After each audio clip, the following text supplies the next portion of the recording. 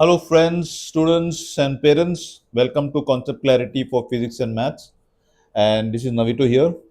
So, today's topic is going to be about calculus.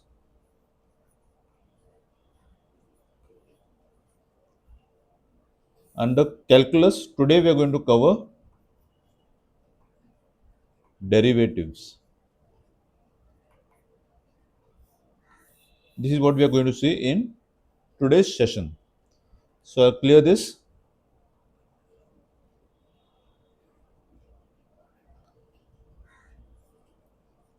Derivatives.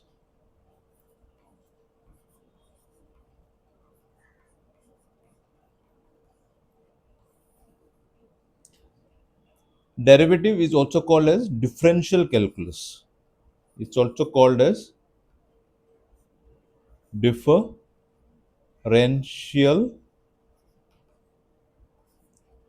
calculus or also called as differentiation.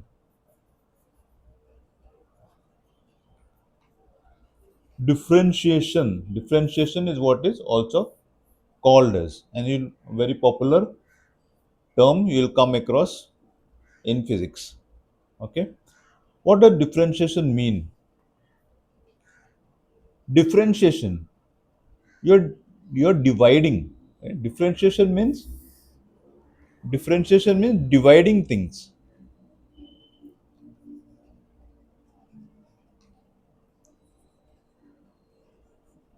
Dividing things into big parts, small parts, dividing things into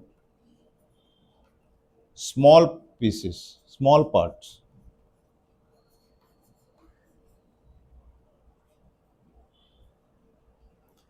After dividing in small parts, what do? We relate how fast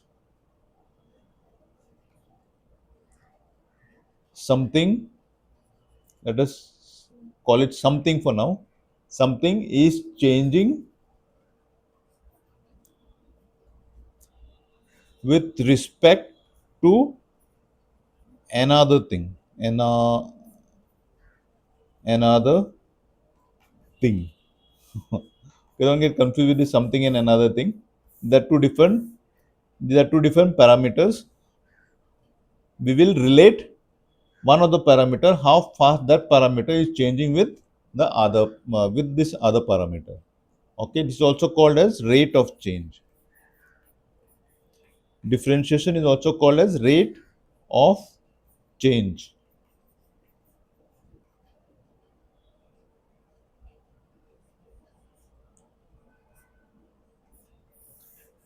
Rate of change is differentiation. Okay, I'll clear this slate. We'll move on to the next slate. We'll take a particular general function and see how to understand derivatives or differentiation or differential calculus. So let us say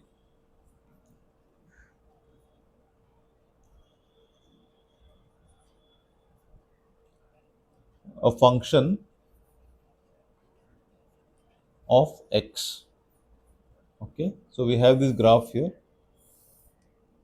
Okay, this is x-axis, this is y-axis, and you have a graph something like this, and y is a function of x. That means y is changing as a function of x. So now let us say if we want, let us say in x we say that we have a small period or some interval, and this interval, this is some interval called delta x, and the same delta x I replicate it here as well.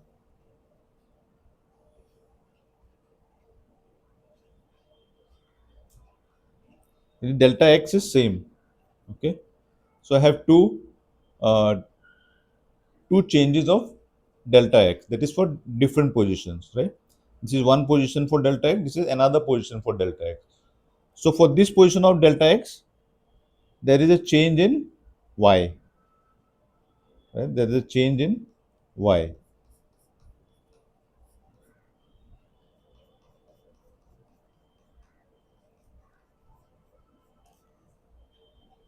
For this position of change of delta x, delta y we can call it that delta y1. Now for this position of change of x, which is a constant change, this is the same change, whatever is changing here, this is the change taken here also. But here the change is much bigger than y1, right? The change is much bigger than y1. But this delta x is same. Delta x is equal to delta x here. Okay. This is delta y2. So what is the ratio of delta y by delta x tells us? Ratio of delta y by delta x. What does it tell us? It tells us how fast y is changing with respect to x,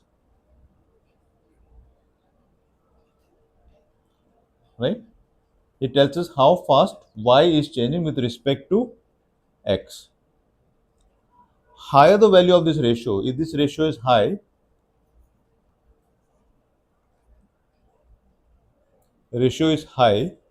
then what will happen? It will be a steeper graph.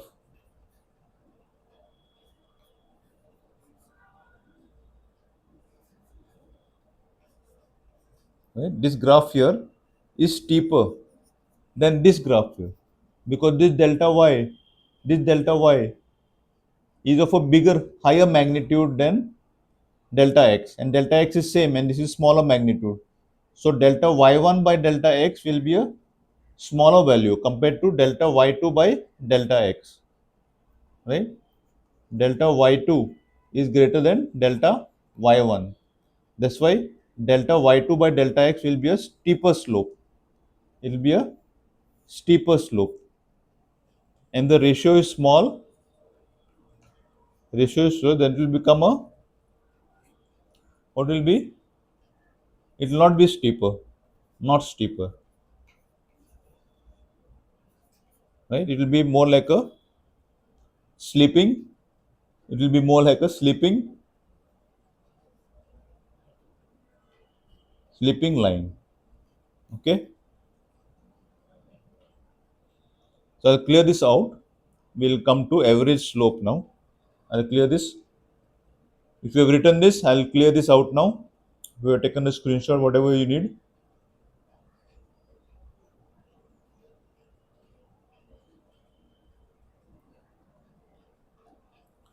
So in fact, what has happened? If I take the graph again, this is x, this is y.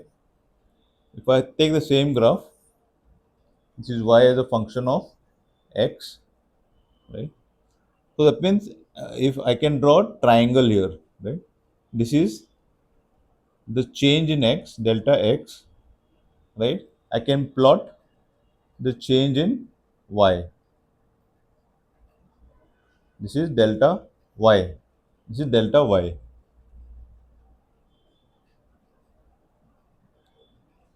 I draw a line connecting these 2 points, and this is theta. If I reduce delta x, if I reduce delta x or I bring this point closer to this point, then what it means? Means delta x is tending to 0, right? I'm bringing this point as close as possible to this point. So what will happen? Let me show it in another graph.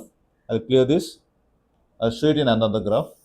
So what will happen when I bring that, reduce delta x? What will happen is the particular line shown here would have reduced, right? It would have come like this. Then finally it would have become a tangent line, right? You'll have 2 points here, and then you'll have 2 points here as well. Okay, it will reduce to a tangent. As I reduce delta x, as I reduce delta x, the line which was the hypotenuse will become tangent to this particular function. It will become tangent to this particular graph, right? So now I can say that this is a very small, it is very small x. So I can call this small, very small x, which is tending to when x delta x is tending to 0, I can say that this is dx. And when delta x is tending to 0, I can say that this is dy. This is a small change. So now slope will be dy by dx, right? This is what your slope is going to be of this particular tangent. So now what does it mean? It means that dy by dx is equal to, this is nothing but delta y by delta x only, right? But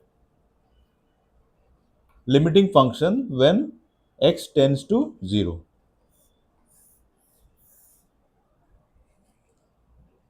So that means what this represents? Represents the rate of change. Rate of change of y with respect to x. It is called as derivative